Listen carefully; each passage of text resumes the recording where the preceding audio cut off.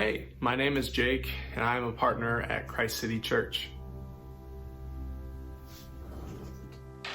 Jamin's sermon on Zechariah 9 and the idea of hope has had me reflecting on our current cultural context and the role of the prophetic imagination. In the previous chapters of Zechariah, he's carrying out the prophetic duty of truth-telling and calling God's people to repentance. And then the rest of the book, he casts vision and hope for God's kingdom. Walter Brueggemann explains the role of prophets in his book, The Prophetic Imagination. He explains the prophets have a long-standing tradition of lamenting the circumstances of God's people and casting vision and hope of the world that God intends for his people. The prophets shake up the lack of imagination people have for this world through lamentation and hope. Jesus very much embodies this prophetic tradition. His words and teachings are steeped in the Old Testament prophets, in lamentation and offering visions of hope. Just like the Old Testament prophets, his visions of hope usually flip conventional wisdom upside down. He offers living in this world in ways that don't make sense in this world. Jesus gives us a vision of disarming violence through nonviolence, of dismantling oppression through suffering.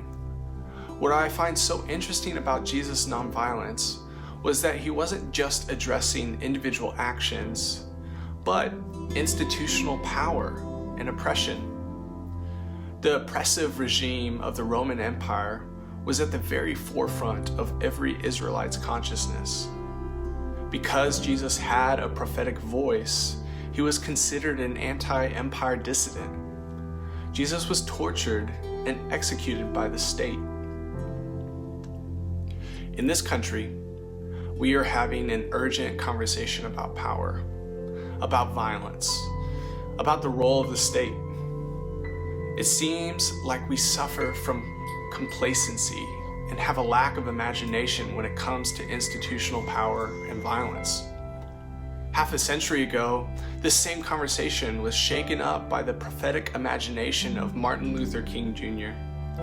He carried out truth-telling by calling Americans to see racial inequity. He compelled us to reckon with our violent state through non-violent civil disobedience. He cast vision of reconciled community. Our imaginations were inspired. He helped us imagine what beautiful community could be. But ultimately, he was murdered. His legacy in our national discourse was tamed, and our imagination faded. In his recent essay, Imagining the Nonviolent State, Ezra Klein is resurrecting MLK's prophetic imagination of nonviolence, shaking up our complacency and calling us to imagine something unimaginable. He writes, "I will not pretend in this piece to be able to fully imagine the workings of a state that truly seeks to follow the ethos of nonviolence wherever it can. A state that practices forgiveness, that seeks change, that pursues the harmony of community rather than the false peace of incarceration."